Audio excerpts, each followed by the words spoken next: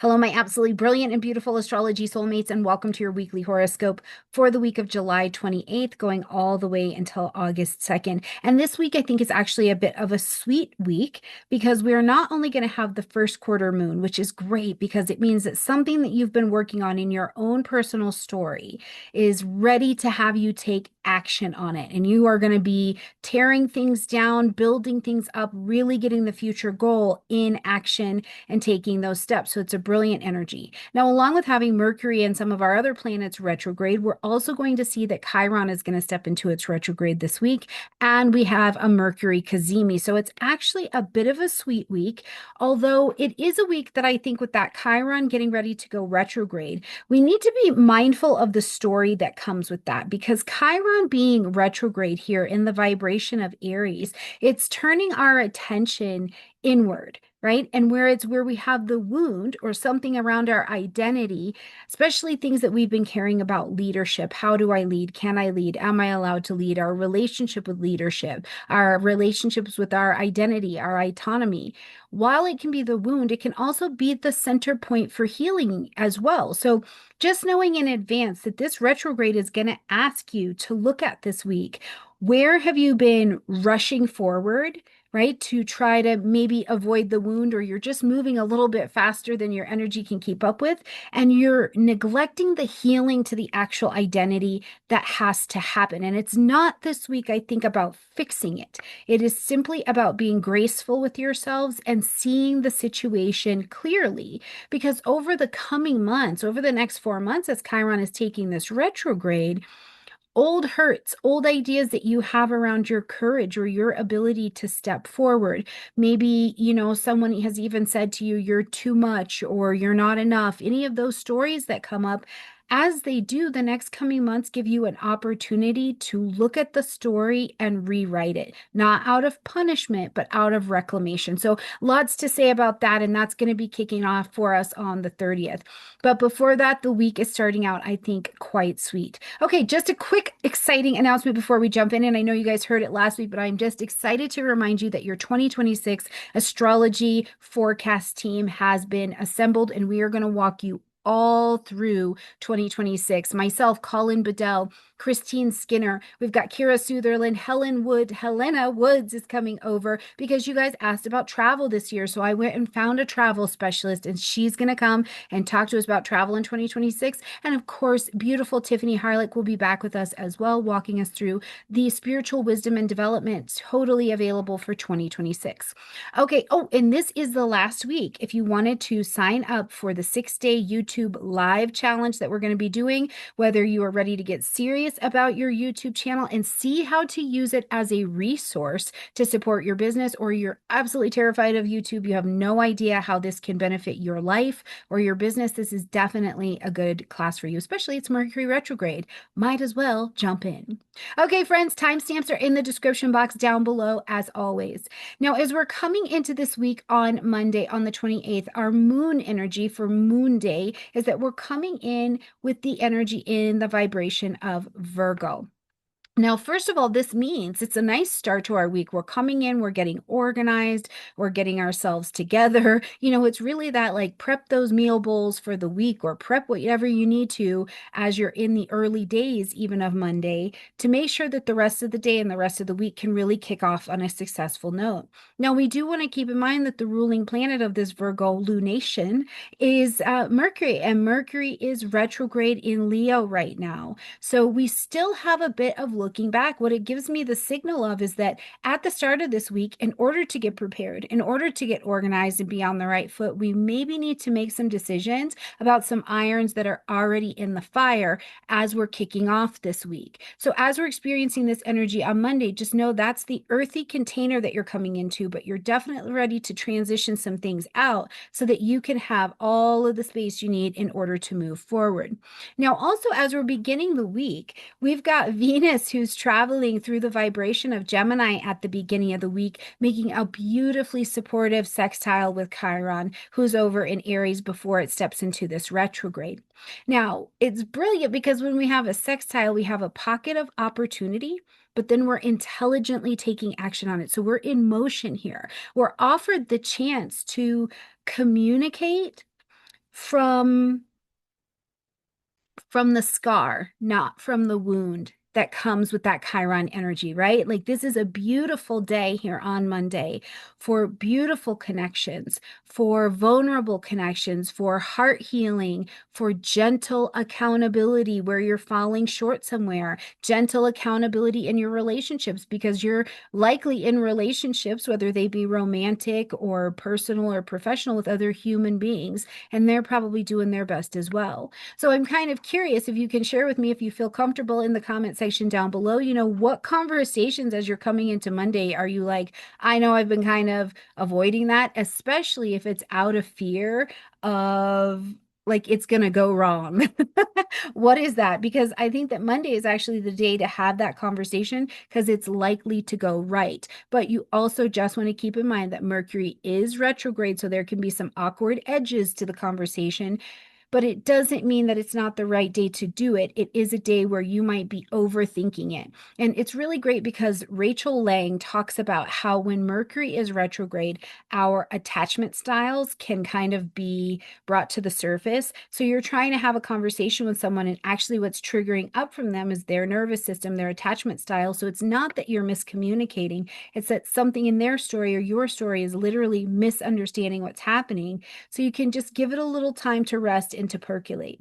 Now, as we get towards the end of the day, we're going to see that the moon is going to step into a void of course position before we get into it moving into Libra the next day. So we're going to see that it actually is going to, the moon's going to enter into the vibration of Libra at 1:43 a.m. the next day. So it's a nice good day to Virgo it up for it's a nice good day to Virgo it up now. And then early in the morning here on Tuesday, we will be coming in with the moon in that Libra vibration.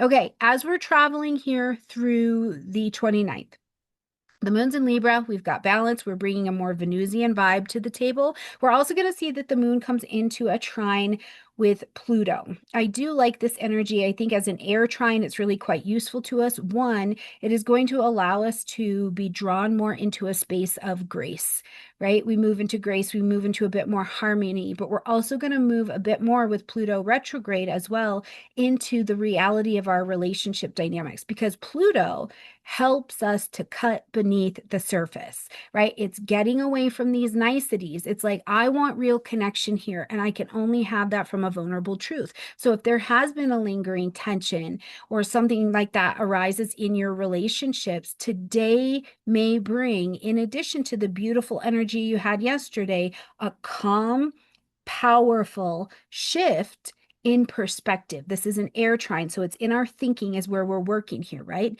And you're allowed to name what you need in order to have a need met, right? Not just to keep the peace. Now, the moon's going to also sit in a sextile here.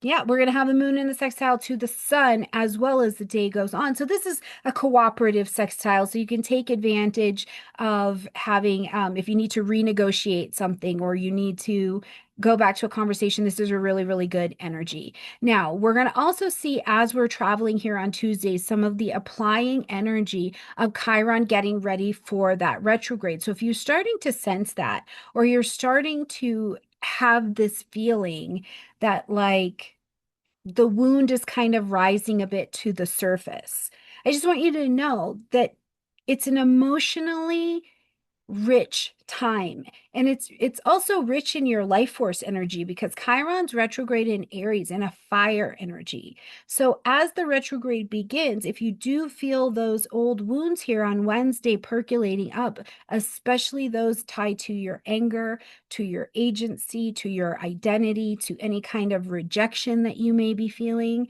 it's okay to feel sensitive. Like, please be graceful with yourself this week. This is just an invitation to sit with your parts of you that have not felt like they are allowed to leave, or they're feeling unsure how to actually step into that leadership. Now, to kind of bring a softness to the day, Venus is going to shift into the vibration of Cancer, and it's shifting our collective relationship tone to something that's more nurturing. It's more loyal.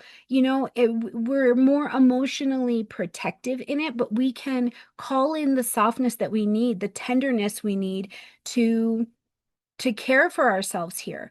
I also think that when Venus goes through Cancer, that in this transit, the comfort foods, the things in our physical space that bring our presence and our safety and our security to mind, this is a good thing. So rev up and beautify your space so that it really feels like you, and you feel like you have a place where you can connect with your own emotional intimacy, or you make your home, whatever that happens to be for you, look and feel the way you want it to feel when you're in that space.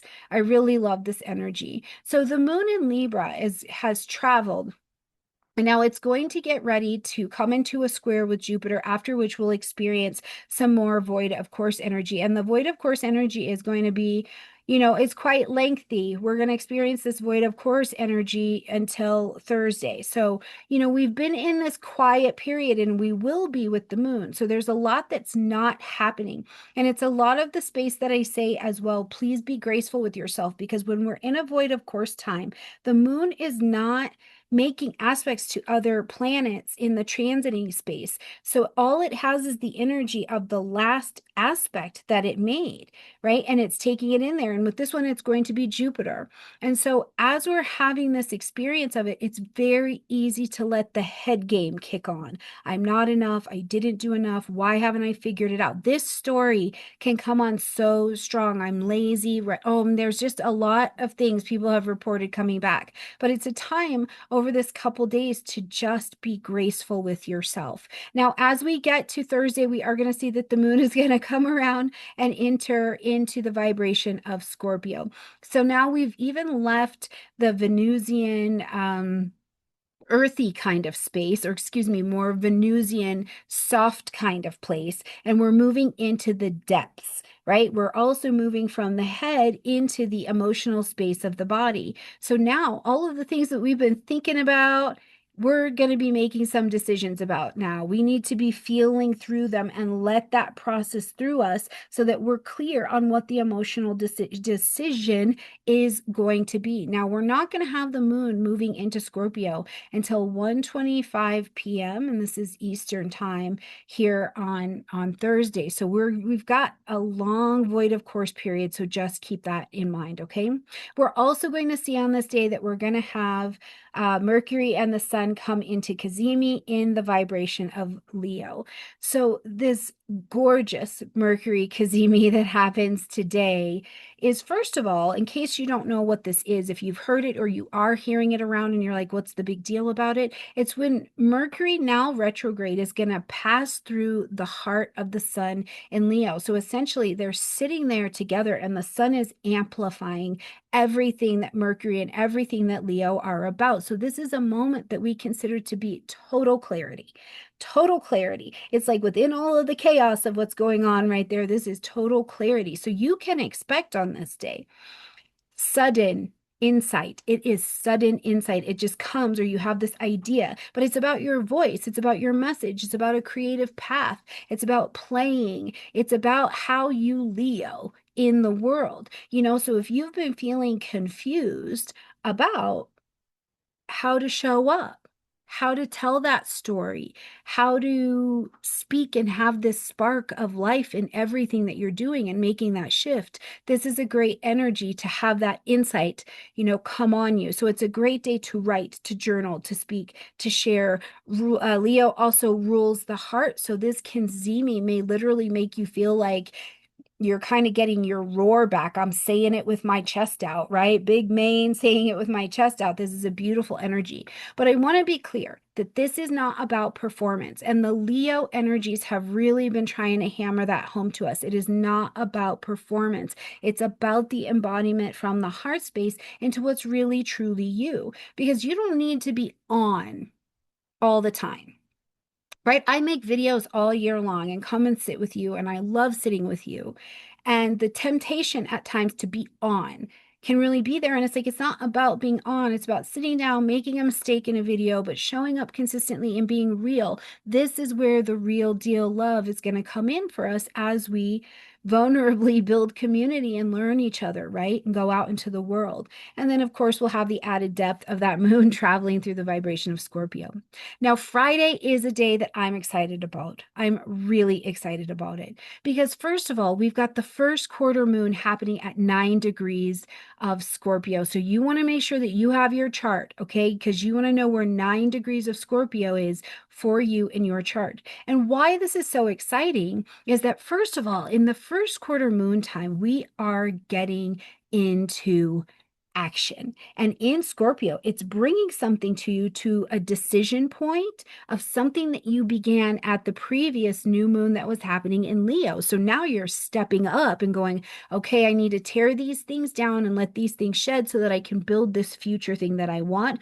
Or you are stepping away from something because Scorpio is not going to tolerate this superficiality. If it's an on, if I'm on instead of real someplace, it's going to have to go. So it may look like part of the action that you're doing is cutting ties with what's not aligned anymore, right? Now, to be specific, we want to go back into your own personal chart and your own life to November 1st, 2024. And this is where we had the new moon at 9 degrees of Scorpio. What were you doing then?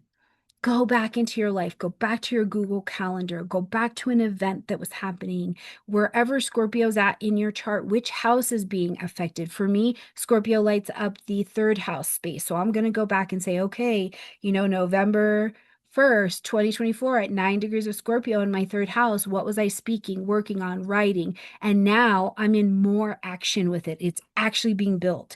And the people, places, and things that are really not in alignment with you anymore will start to fall away. And I always try and share this, but at the first quarter time, it can be so fast. Right? It can be so fast, it like blows your hair back that it's why are these people just like they're falling out or you're meeting resistance like crazy? Your job is to let the universe do the heavy lifting here. You asked for something at that new moon, and the universe and the spirit and the heart that hears purely what your intentions are heard you. And now you got to let it weed the garden of the things that don't fit anymore. But our jobs at first quarter is to become builders. We're builders of the future thing that we want, trusting our hands to move with the decisiveness and the wisdom of the universe behind us to build what we're building while we trust that the universe is weeding appropriately. Now, we're going to check back in on this when we get to May 1st of 2026. We'll be at the full moon time. So you're going to take a look at everything you've done and everything you've built at that time, and we will make a pivot. Now, we're not done on that day because we've actually got Venus being very active on this day as well, because Venus is now in Cancer and is going to square up against both Saturn and Neptune, who are retrograde in their last moments of being here in this Aries vibration before they're going to slide back into that Pisces space. And this can feel like a bit of emotional confusion, especially around Venusian concepts. And in this case, it's going to be home, relationships, and finances, or what makes you feel rooted. Something else that I think about with this Venus energy here is if you're feeling like you are unsupported in some way, or you're feeling a sense of disappointment, or you realize you've been overly idealistic about something, it can feel like the confusion bubbles are on. So something to do with this is that old patterns of attachment, old ideas of scarcity, fantasy, any of this kind of stuff, if it bubbles to the surface, don't freak out. This is not a crisis point. It's just a checkpoint. It's just a checkpoint. Again, please be very graceful with yourself. It is okay as we're traveling here. If you're like, you know what? I just kind of want to retreat. My heart's feeling a little bit tender today, and I want to retreat and just step back. Let your boundaries be your guide and let your boundaries be loving. It's not about keeping other people out or keeping you in, right? It's about letting yourself breathe so that your vision can be clear and not clouded by wishful thinking, but instead coming with these checkpoints that have been presenting themselves all week to say, here's where we need to correct, or here's where we're really going strong. Now, as we're going to as we're going to end out this week, bringing us into, of course, the August energy, I hope to see many of you on the 2nd in the YouTube challenge. So fun. It's so fun. But the moon moves into Sagittarius Sagittarius. And I love that for us as well, right? Because the mood is lifting here. Sagittarius moon brings movement, it brings humor, it brings perspective, it brings a wanting to extend and to know a little bit more. And after the density, I think that has come through Friday and much of the day, the weekend having the moon in Sagittarius, the energy is kind of like welcoming a really nice breeze into our world. It's a great day this weekend. It's a set of days to be more into the physical movement. It is a fire energy. Have those philosophical discussions, those debates where you actually want feedback and you want to hear the other person's side, reconnect with something or an old philosophy or a ceremony that used to really, really inspire you. Whatever it is, know that as we're traveling through the weekend, your moon energy, the Sagittarius area of your chart is lit up and it wants adventure. It wants to explore, see, touch, taste something new, try a different route, try a different flavor, get a different viewpoint, whatever it is craving a little something new. So let me know what you do that you try out that is new in the comment section down below. I can't wait to see how your week goes. And thank you so much for leaving your comments, by the way. It's been an absolute joy to jump down there and answer them and to see what you're doing and exploring and how you're experiencing your astrology. And just remember, this is the last week to jump in with the YouTube 60-day challenge. Can't wait to have you. I believe in astrology. And I believe that whatever the gift that your astrology has risen to the surface, there's someone who wants your experience, and I want to help you share that with the world. All right, beautiful friends, check out these videos at the end. They're the next natural place to go after you watch this video. Have a beautiful week. I love you a ton, and I'll see you next week.